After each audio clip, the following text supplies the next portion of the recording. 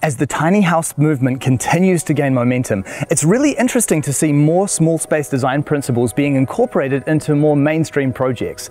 Today we've travelled to Wanaka to visit a really interesting tiny house that's actually been constructed in a modern subdivision.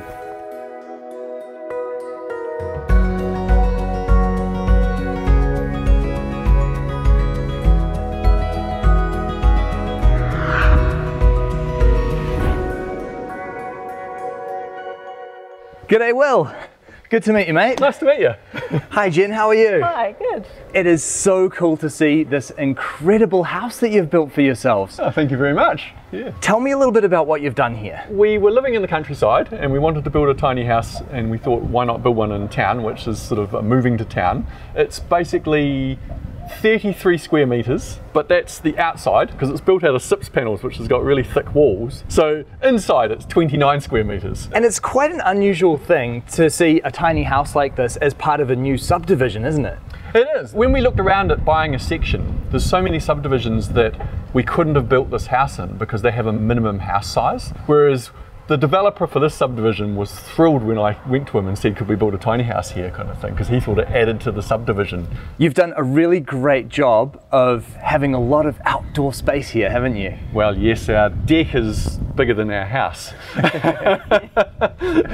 And it's impossible to stand out here without mentioning the incredible mountain vistas that are surrounding us. Yeah, well, that's Wanaka, so pretty much, you know, it's hard to build a house anywhere in this area without a good view of the mountains.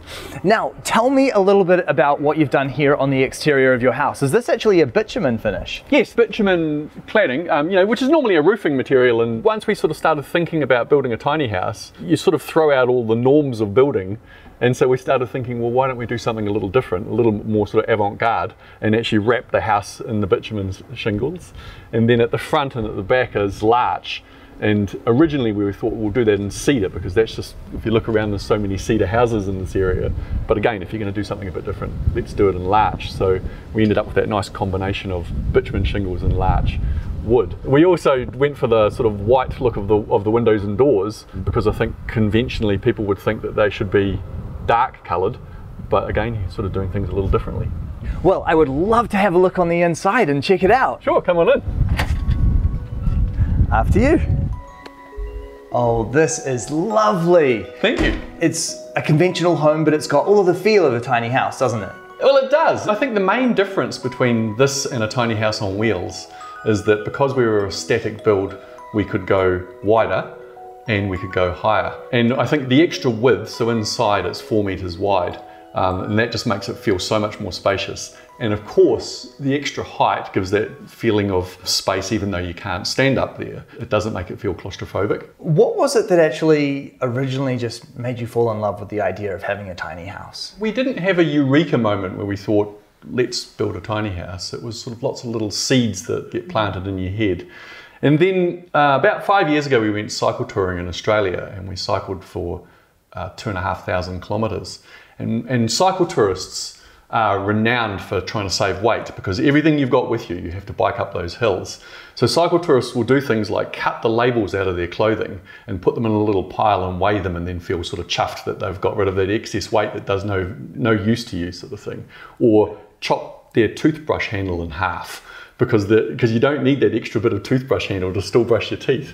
And so that's a sort of almost the ultimate minimalism, isn't it? And that's sort of the philosophy that we sort of started to sort of seep into us from cycle touring.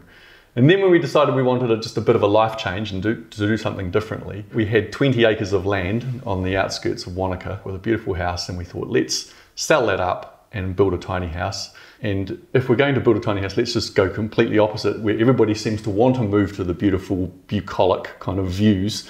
Let's move to town and and build a tiny house in town.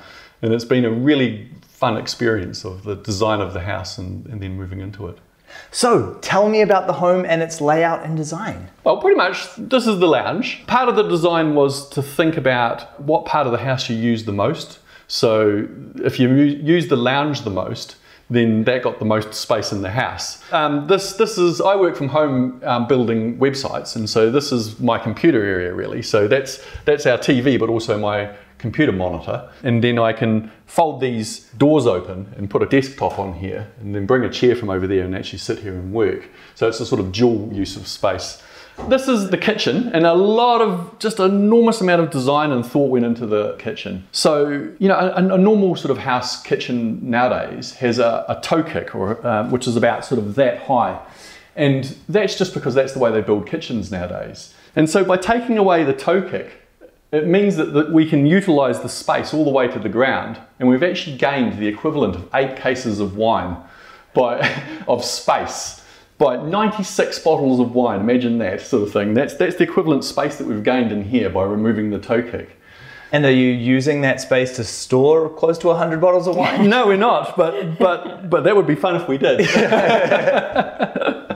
But there's things like our washing machine, which, you know, it's pretty normal in New Zealand to have a laundry. But say in the UK, it's pretty normal to have your washing machine in your kitchen. So that's what we've done. We've got a washing machine, we've got a single dish drawer, so we've got a dishwasher, and then we've just got lots of other storage essentially. Absolutely everything you need. Yeah. There's things like, you know, an extractor fan. In a normal kitchen, you might have like sort of an extractor fan under here, and you open up the cupboard above, and there'll be a big kind of cowling up here with a motor, which is where the extractor fan is. And that seemed really wasteful of a cupboard to me. So the way our extractor fan works is it sucks down, and there's a motor under the floor, and then sucks the air out that way.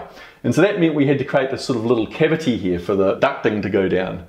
And so we sort of utilised the space by actually sort of putting all of our tea and coffee kind of gear in there. And to do that, having a swinging door meant that it was we had to sort of think a bit differently about the size of our kettle. So we've got like a little 3-cup kettle instead of a normal kettle.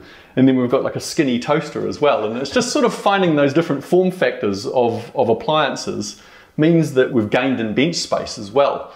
Because if we'd had a big kettle and a big toaster, it would have sort of used up more space. And then over here, you've got this lovely breakfast bar. It's our seating for eating, obviously. Perfect for just the 2 of us, and also plenty of room. We had considered all sorts of dining situations, but this is what suits us and works really well. Yeah, well, that was part of the reason of sort of moving to town, was sort of being closer to socialising and things like that. But we did manage to squeeze 12 of us in here for New Year's Eve, and it worked perfect. That's the maximum number we've had in the house, but it worked well. Well, shall we check out the bathroom and see what you've done in there? Sure. Well, this is the bathroom. Very cosy space in here. It is. It's 900mm wide. We had sort of lots of backwards and forwardsing about how wide to make it, but really we made it just wide enough. The shower's the same size as a normal shower. It's just a little bit tight coming through this gap, but it seems to work for us. So we did things like the toilet is not as big as a normal toilet. It seems exactly the same to sit on. It's just not as big as a normal one. Was that easy to source? It wasn't hard. I think the thing about bathroom stuff is that many people have quite small en-suites, and so there's actually quite a lot of compact furniture for bathrooms. And so the whole bathroom's been done as an open wet room? It has, yes. But we also have, you notice, a bath spout down there. I do. And we did that for 2 reasons. One is that when you go to Asia, for example, it's pretty common in the shower to actually have a tap. And that's for filling buckets and things like that. And so not having a laundry, we can fill both hot and cold water into a bucket using that. But also we have an inflatable bath, because there just wasn't the room to have a bath in our tiny house. No. And so we bought this inflatable bath, and pretty much we've designed the bathroom. We just had to make sure the bathroom was wide enough, and we've got room under this cabinet. That is such a good idea. I have never seen anyone do that before. But blow up bath, no. Blow up bath. But that just makes so much sense, doesn't it? What a great idea. Yeah, it's the sort of, if you don't use it very often, why have it taking up space? And it's big enough for you to fit in? Well, you're 6'5". Yeah, there's 2 sorts of tubbles. There's the normal tubble and a tubble compact. And we got the tubble compact. Right. But then I can't fit in most normal baths either. I have that same problem. Yeah. Fair enough. Great. Well, should we check out your upstairs? Sure. It looks like you've got some storage there built into the stairs. That's right. Just trying to make use of all the extra bits of space. But we have many things stored in them, but this bottom one is our shoe storage. Obviously I have more pairs of shoes than Will, but I take up most of the drawer, but it's perfect. We have computer gear and things like that as Will works from home, so they're all very useful. Great space. Very nice. And it looks like you've used a really high quality hardware in them too, because that just seemed to close by itself. We were very conscious of the fact that you wouldn't want to leave your drawer open at night and then trip up on the way downstairs. So actually after they were put in, Will has put big springs behind. So when you open it, it's reasonably firm to open, but closing, it always closes itself. So just for safety. What a clever idea. And you're right, no night falls, because that could potentially be very dangerous, and I'd never thought of that before. One of the things about building a tiny house that's a static house like this is you have to comply with the New Zealand building code. And so many tiny houses have wonderful things like climbing ladders or crazy stairs or stairs without handrails. But we had to fully comply with the New Zealand building code. And so consequently, the stairs were probably the hardest part of the design of this whole house. I bet. That is kind of interesting as well, because while many of the tiny houses that we visit, they do adhere roughly to the building code, there are little things like the stairs, the ladders, even things like the bathrooms, which sometimes don't comply. How difficult did you find it sort of taking that tiny house design and actually making it work for code? We took it on as the fun part of the challenge as well, because while we were looking for small kettles and toasters and things like that, you also had to comply with the code, and that meant figuring out what you are and aren't allowed to do and sort of trying to make it work in a small space. And so we actually found it really fun. Good. Good to tackle a challenge like that with a bit of positivity. Sometimes bureaucracy can be fun. Should we go upstairs? Let's do that.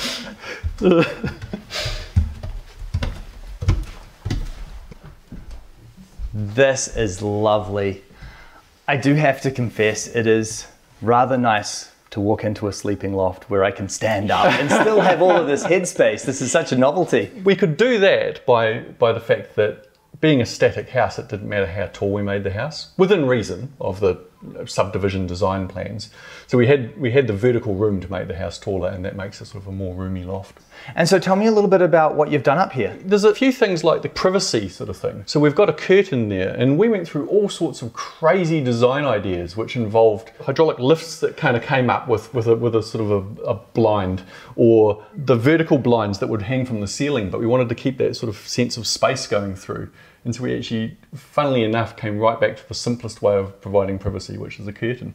So the curtain just hooks up there on those eyelets, does it? It does, yeah. One of the things we had to work on in here as well is storage. And so we've actually got a lift-up bed. Would you like to see it? Absolutely.